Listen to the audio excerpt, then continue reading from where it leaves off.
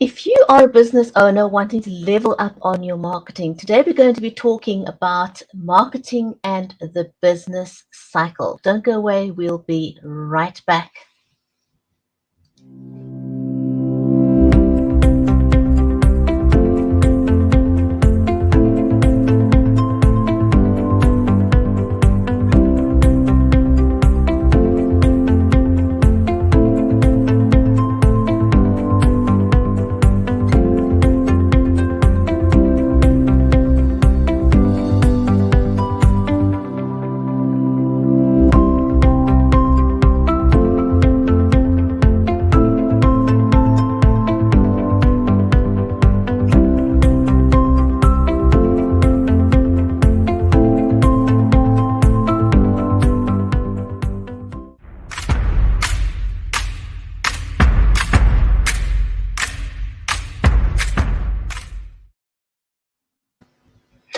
If you've just joined us, welcome to Beyond the Logo with Nancy and Bridgetti. So I'm your host, Bridgetti Banda from Cape Town in South Africa, and our stream is made possible by StreamYard, Lockhart Marketing, and Be Live Media. A special warm welcome to our audience, whether you're watching us over on Facebook, on Twitter, on YouTube, or over on LinkedIn.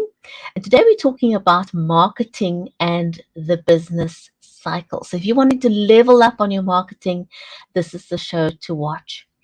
My amazing co-host is Nancy Lockhart. She's the founder of Lockhart Marketing, and she's also a #1 best-selling author. Nancy has worked with some of the most iconic brands such as Target, Kaiser Permanente, Medtronic, and she leverages her knowledge and expertise of about 30 years to help successful women out there and also men rebrand their businesses and themselves so they can become more profitable, successful, and purpose-driven.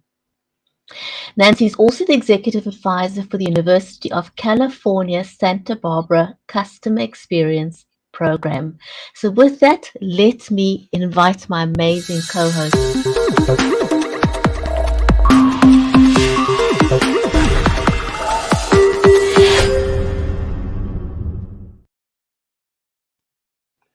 Hi, Bridgetti. Hi, Nancy. Hi, Nancy. So good to see you. It's been a little while since we've done the show, so I'm pretty much excited to dive into our show today and our topic. And we've got Jillian watching the show over on LinkedIn, and she says she's looking forward to it because this is her zone. She's been in marketing for a really, really, really, really long time, so I'm sure that she will enjoy the show today. And today we're talking about marketing and the business cycle. So if you're watching us, I think I've just made a list of the things we're going to cover today. We'll cover seed and development, startup growth, maturity, renewal and decline, and lastly, renewal strategies. So I'm really, really looking forward to that. Shall we dive right in, Nancy? Let's get started, and welcome, Jillian. I hope you enjoy the show. I wanted to start off, we've talked about so many topics with regard to marketing and building your brand, and I think one of the important topics that we haven't had a chance to cover is the business cycle. And especially as we're talking about entrepreneurs and small businesses, understanding where you are in the business cycle and how to leverage your marketing is really key and important, because that's a big investment that you're using for marketing dollars, promotional dollars, connection dollars, reputation dollars. And it various cycles within the business cycle, various times, you want to kind of push and pull different levers. And we're going to go through the business cycle. And as Bridgetti said, we're going to touch a little bit on kind of how to, once you go through a cycle, how to kind of evaluate where you're at and how to refresh and renew and restore your business, if that's the choice you make for your business and for your products and services for your clients. So initially, there's kind of two major reasons that people go into business. They either, want to create a legacy, build a business, and maintain relevancy in the long run. Or there's serial entrepreneurs that are really looking to invest and grow business and then sell off their businesses to make maximum profits. Either one are very important in the business cycle, but it's important to kind of know where you're starting off, what your goals are as you approach whatever businesses you're going to begin. So just kind of basically, there's 5 stages to the business life cycle that we're going to go through.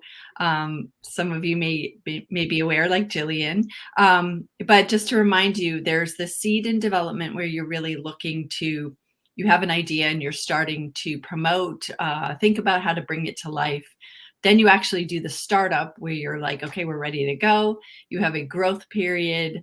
Then you get to a place where you're at a mature level. Perhaps you've reached where you want to be in your business and are thinking of new strategies. And at that point, you can either decide, and like we said, with those 2 different types of business goals, to either sell off your business or to renew your business and to redefine kind of what your business is about. So we're excited to talk about each one of those and some of those opportunities.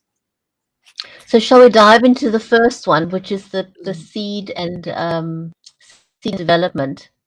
Yes, absolutely. So stage 1, seed and development. And here you're really doing a lot of researching the marketing opportunity that you have, the opportunity for you to do the things that you're passionate about, the thing that you have ideas about. You want to make sure that you're doing some research, some testing. Also get to know your target market as well. Like, is this something that they're interested in, that there's a market for, that there's an opportunity for you.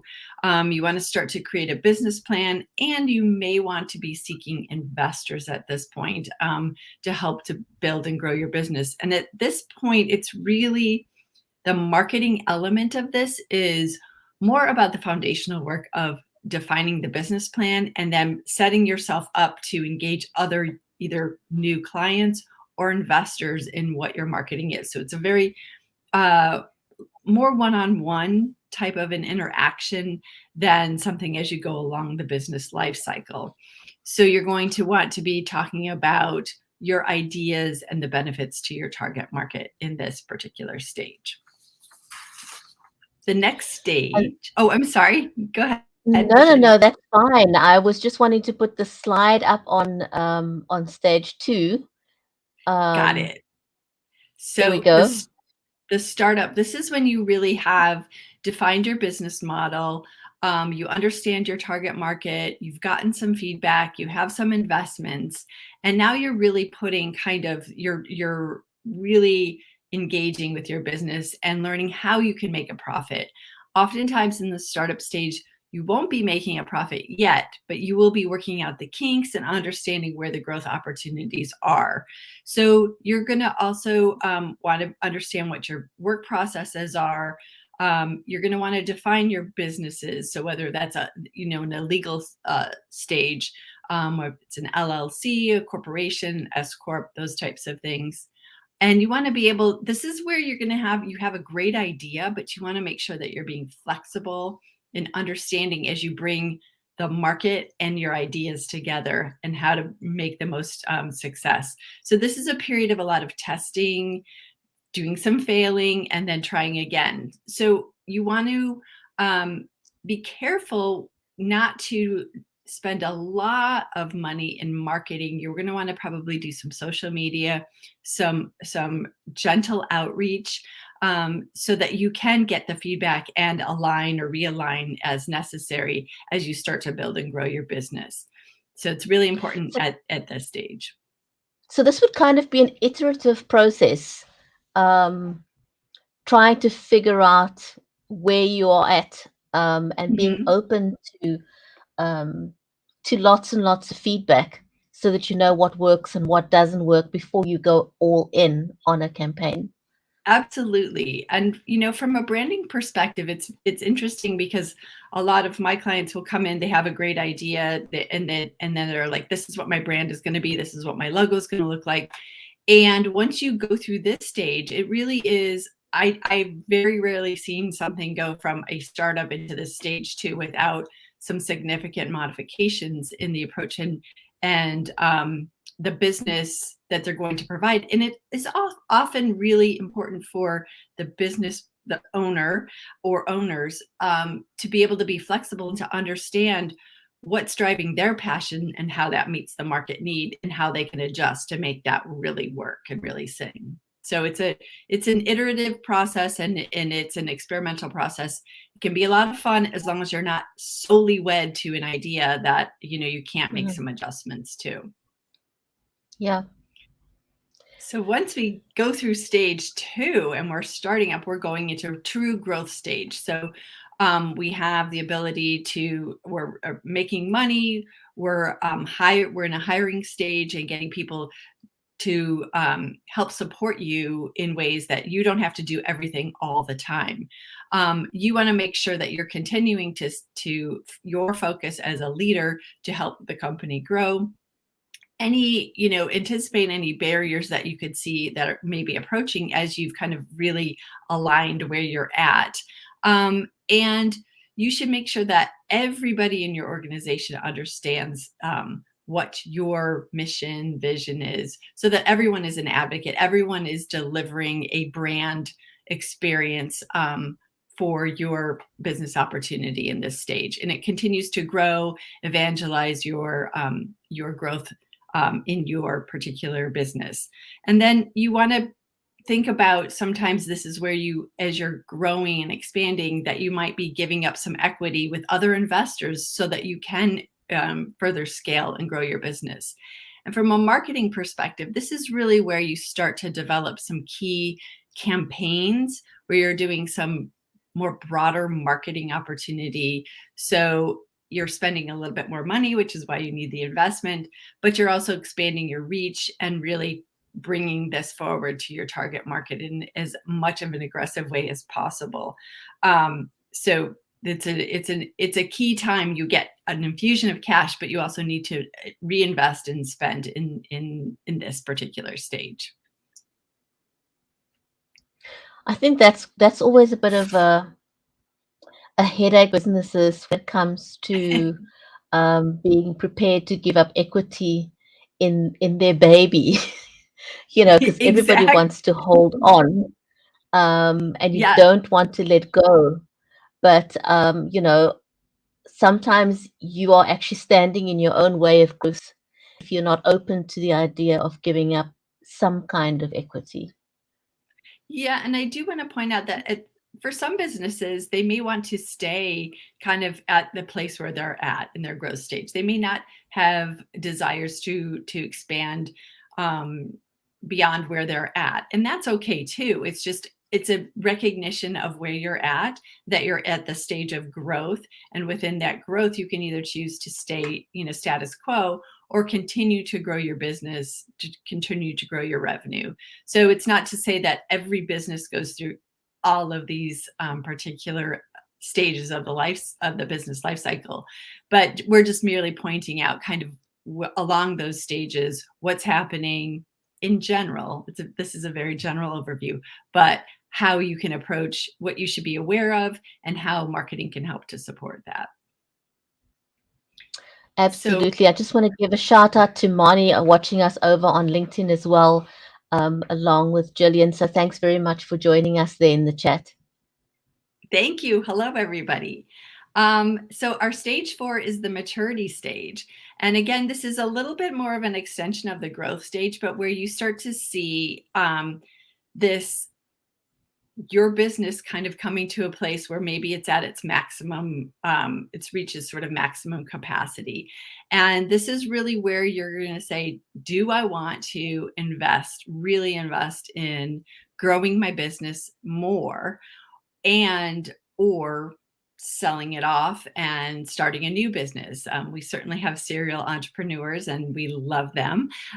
So we want to make sure that we're either, if we're going to decide where to go with the business, we want to be able to navigate, do we have the right people in place? Do we have the right enough revenue to grow? Or is it the time to really sell off the businesses? So we want to communicate the right information at the right time. So this again would be a time where you're going, am I going to continue big campaigns and grow my business? Or am I going to go back to doing some campaign or some smaller outreach to investors or potential buyers? So those are two kind of, in the business life cycle, we kind of saw where it does a little bell curve, but there's a little bit of a curve where you kind of are reinvigorating your business. And so that's where you start to think about those types of decisions to make for your business. So yeah, that's very, very interesting. And then I think the last stage is renewal or decline. Right. When you've committed to, you're like, okay, I'm in the maturity stage, I'm going to renew or decline. If you decline, you're going to look, like I said, you're going to be really looking for investors, the right price, how to turn your baby over, if you will. If you want to renew, there's some strategies that are really interesting to consider as you're going through this stage. So if you've reached market maturity, you're kind of at a place where you've exhausted some of your resources, and perhaps that's fine. Where you're at is to be where you're at and to grow your business up to that level. But if you want to reinvigorate, there's some really exciting examples of how you can do that, and some strategies to consider we're going to talk about right now. Yeah, I love the way that you illustrated that. So let me share that. So you're discussing self-positioning and breakaway positioning. Just walk us through that. Sure. So stealth positioning is really where you go almost undercover and reinvent your business, and oftentimes kind of reinvent the category that you're in. So you want to, there might be some particular resistance that you were seeing with your target market that you can kind of shift your thinking, shift your approach in a very kind of stealthy way. And then there's the breakaway positioning, where you truly redefine a category, redefine what you're doing in the category it's in, and say, this is a new approach to how I'm going to do, or how I'm going to communicate my business and position my business. So as we often do, we have some examples of both of these strategies that we're going to talk about. I know. I don't know how you always find these amazing examples. And so the first one is of IKEA. Do you want to talk us through that? Sure. So IKEA, as probably most people know, is kind of known for being inexpensive and stylish furnishing store. But when it first came onto the marketplace, it was really going against a typical furniture store environment where you have a lot of inventory, you have actual associates that are on staff that are there to help you. You have delivery and haul away of old furniture, and that the idea that furniture is designed to last forever, and to, you're really going to invest in furniture. So there's that like kind of quality long-term investment in furniture. And so what IKEA did was kind of go, okay, we're a furniture store, but we're going to not have in-store sales presence, like sales assistants. There'll be people there to support you if you need measuring tape and be pointed in the right direction. The variety that they have is limited, although if you go into an IKEA store, they're enormous, but that's because they have a lot of inventory of similar types of lines of furniture. There's no delivery, so you have to pick it up yourself. And honestly, it requires assembly, and it's not really durable. It's kind of disposable furniture, but it is inexpensive, and it allows for a new market of people to be investing, or at least trying their first engaging with their first furniture purchases. The thing that it does do, which is interesting, and where it is the stealth positioning, is it appeals to the target in ways that traditional furniture companies didn't do. And that would be, they have a daycare center that's on site. It's beautiful. So, new parents can drop their kids off at where they're shopping for furniture. The kids have so much fun and they can shop in peace. The other thing they do is they have these beautiful cafes with, a variety of foods.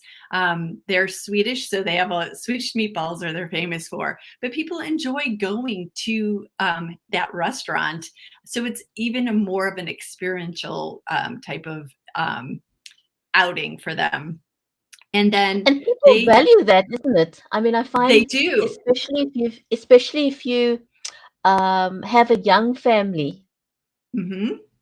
You pay. I know I did when my children were young. I specifically chose stores that were child friendly, that made the experience pleasant, because Mm-hmm. shopping to children is not a fun place to go. The store is not a fun place. So they have an No. area where the kids can be occupied, or play in a safe space, or there's a coffee shop in the store. Those are the kind of stores that I sought out when I was in that phase of my Right. life, because it just made the day so much better. Well, and it gave you, the opportunity. I know when my daughters were young, the opportunity to like get creative, to see insight into your own, like what could I put in my own home that would reflect my personality. And wow, a lot of the lines of furniture at IKEA are similar. They give you a ton of ideas for how to personalize it, and they also have a lot of unexpected items that more accent the furniture, or toys that your kids could, play with, that they don't offer anywhere else. So they really kind of went into the marketplace, but really went in with a target that's like this newer buyer of furniture that hadn't had that experience before, or wasn't able to. Perhaps they were inheriting furniture, or they were going to, Goodwill stores. This allowed them to get something that was new and to personalize it for themselves. And it was a great revenue driver. In 8 years, IKEA went from $600 million to $1.7 billion in revenue Wow, with that's this type significant. of yes, it is there's a lot of growth. So just kind of, attracting this eclectic mix. And over time, even those traditional furniture buyers, they might talk about stealth, they might stealthily go into those stores, but I know I still go there just to get ideas, like, Yeah. how they've set up the rooms and things like that, how they've created something very personal with this kind of basic furniture. Super exciting example of some stealth positioning by IKEA. And the next one we've got is JetBlue. Yes, JetBlue. So JetBlue is an airline, which probably most people are aware of, but they kind of went in and their approach was to offer kind of a lean value proposition for their flights. So there was no meals, no round trip fares, no first class seating. I guess there was some higher, more legroom seating in the back, but they really kind of wanted to strip down all the bells and whistles to a point. So you might think of Southwest that has done the same thing. However, JetBlue also did some enhancements with leather seats, with these high-end entertainment videos and lighting in their planes, that made the experience a little bit more high-end Pleasant. feeling, without feeling like you were just being, kind of shuttled onto a bus that flies, but a little bit more of an elegant experience. So it really helped to create this unique position in the market that appeals to a wide variety of flyers, from people that are looking for that discount flight experience to someone who wants something a little more upscale. And so they expanded their target marketing, and they really created this new category of flight. So it has reached, their revenues have reached $1.27 billion, which is a 27% increase that they've been growing at with this particular strategy. So approaching this marketplace a little bit differently than a traditional airline would. Now, some of these are larger examples, but if we start to think about how to apply this to our businesses, like how can we kind of, if we've reached a saturation point, how do we start to think about what tweaks, what ways can we kind of flip the switch and still gain that market share by offering our unique products and services? So I think these are, like, again, big examples, but apply the strategy to your own businesses and it can be very, very helpful. You really have to be tuned into your client base or your Yes. potential client base to know what it is, how you need to adjust and to position yourself. And especially if you in a space that is somewhat crowded and and you want to get a piece of the market share, you really have to put yourself out there and listen to what it is that what your clients want, because that's then that's the way that you can get an edge on your competition, and then just leverage that to grow your business. And sometimes it's not a lot of things, but sometimes it's just a small tweak like what JetBlue did, but they Right. were significant enough to get the clients on board. Literally and figuratively. But I think the thing with JetBlue is that it also has, if you think about JetBlue, it has a distinct personality that separates it from, many of the other larger airlines that you go, that's a different experience. A flight on JetBlue would be different than a Southwest or a Delta. It is an experience in and of itself. So it's interesting how they've done that. And you bring up a really good point, Bridgetti, that in the very beginning stages, when you're thinking about your target market and you have an idea of how you want to go into your marketing, you have a product or service idea, it really is so valuable to understand your target market, because as you grow with your products and services, your target market is being changed and becoming, accepting of the products and services that you're offering, and you have now permission for them to even to think of you in a broader way if you choose to, to expand your products and services in this way. So Yep. it's an So exciting opportunity. we've got two more examples to share. And I think the next Exactly. one is the example of Swatch. Swatch. So Swatch this is a little bit of a breakaway positioning because Swatch broke into the Swiss watch category, which was also very known for being elegant, expensive jewelry and timepieces that were passed down generation to generation. Swatch redefined its watches as a fashion accessory. The price point was low.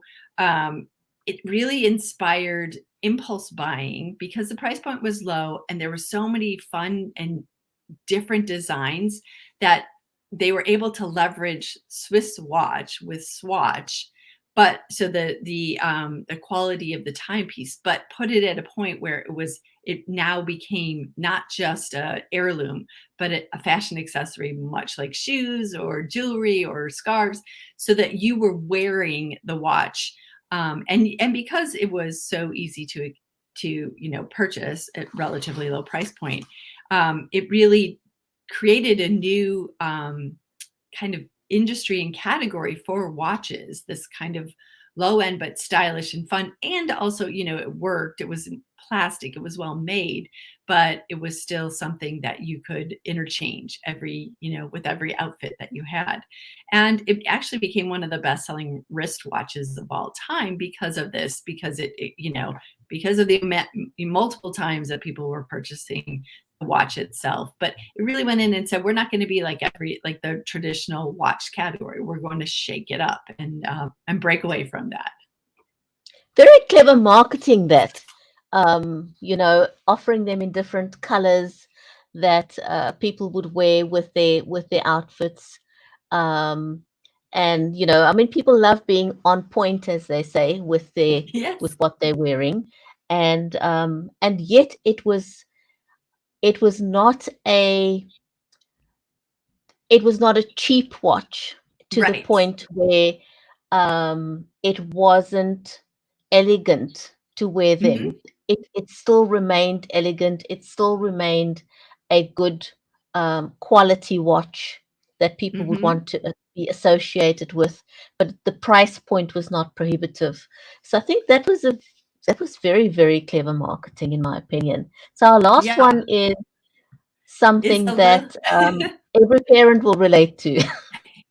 Absolutely. So a little bit untraditional, but the cartoon The Simpsons.